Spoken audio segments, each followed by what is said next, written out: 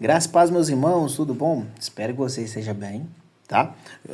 Já vou te pedir um favor, curta, comenta e se inscreva no canal. Me ajude aí a chegar mais adiante. Vamos guardar essas palavras, tá?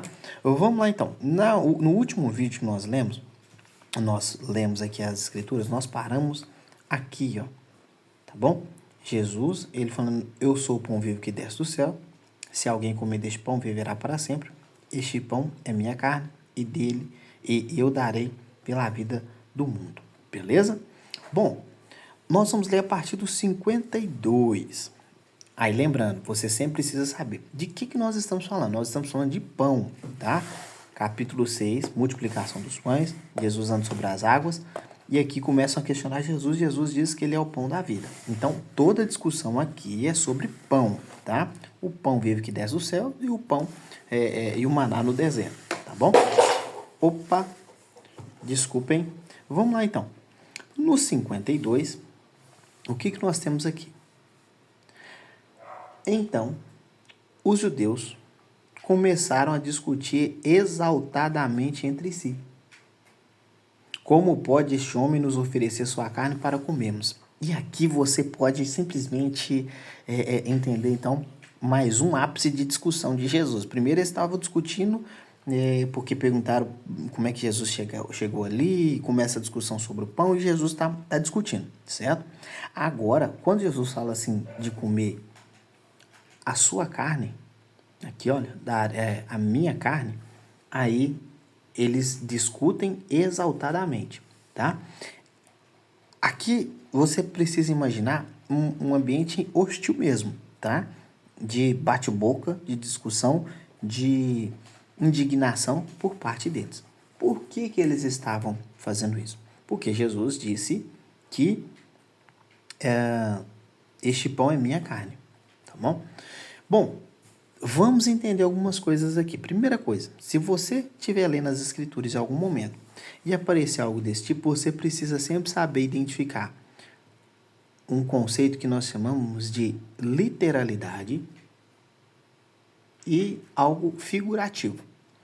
Para você que está lendo aqui comigo, você sabe que Jesus está falando algo aqui figurativo.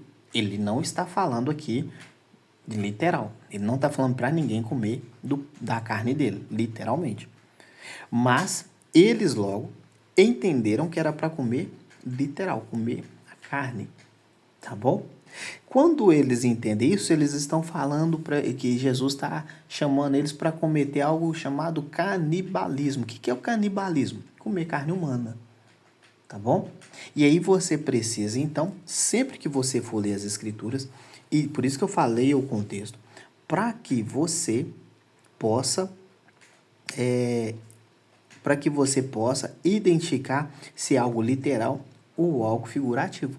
Porque há momentos que Jesus vai falar sobre parábolas e há momentos que ele vai falar verdadeiramente o que ele está querendo dizer. Tá bom?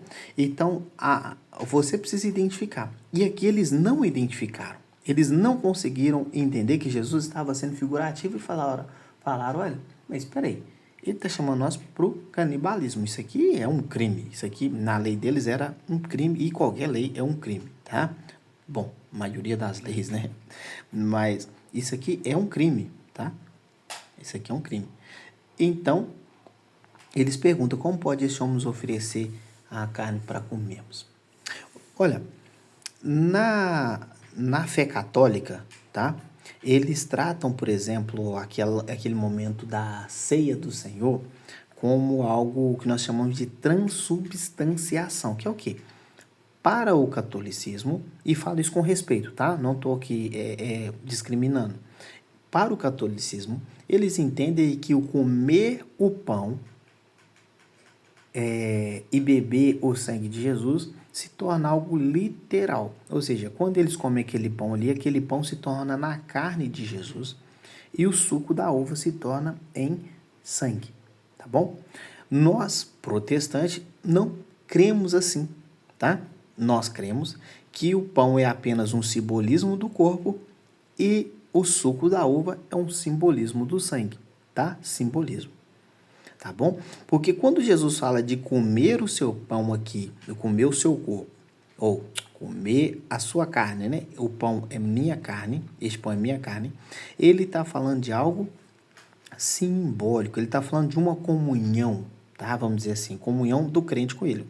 Porque veja bem, quando você se alimenta, você vai se lembrar, quando você se alimenta, come aí seus nutrientes, o que acontece? Aquele alimento se torna um com você. Os nutrientes vão ser divididos aí no seu corpo e tal, e vai se tornar um com você. Então, quando Jesus está falando aqui de este pão é minha carne, eu darei pela vida de muitos, tá? Ou, em outro momento, ele vai falar, comer do meu pão e da minha carne, ele está chamando o quê? Para comunhão, tá? Então, a indignação deles aqui, eles fizeram a interpretação errada, não entenderam a mensagem. E por que eu dei volta nisso? Quantas pessoas, anote aí, quantas pessoas tomam decisões erradas porque interpretam erradas as palavras de Jesus. Repito, quantas pessoas tomam decisões erradas porque interpretam erradas as palavras de Jesus. Veja bem, quando aqui você perceber, então, ele está falando de comunhão, tá? Então, a Bíblia ela precisa ser interpretada literalmente sempre que o texto permitir. Se o texto não permitir, não faça isso, tá? Outra coisa, nós precisamos entender que Jesus ele não estava falando da ação física de comer o pão e carne, tá? Mas de forma espiritual. Beleza? Nós podemos participar da ceia do Senhor sem nos alimentarmos do corpo de Cristo. Olha que interessante, nós podemos nos alimentarmos da ceia do Senhor sem participar do corpo de Cristo e sem bebermos o seu sangue. Por outro lado, podemos comer o corpo de Cristo e beber o seu sangue sem participarmos da ceia do Senhor. Olha que doideira, hein? Olha que legal. Ou seja, vou traduzir. Você, muitas das vezes, pode ir lá comer do pão e beber do suco na ceia do Senhor, na celebração da ceia do Senhor. Mas você, no plano espiritual, você não participar da comunhão com Cristo. Você não comer da carne ou participar da comunhão com Cristo. Comer do corpo e beber do sangue de Jesus no plano espiritual. Então, fisicamente você pode fazer isso, mas espiritualmente não. Por outro lado, tem pessoas que espiritualmente comem do pão e bebem do sangue de Jesus, mas eles, por algum motivo, eles não conseguem participar da ceia do Senhor. Tá bom?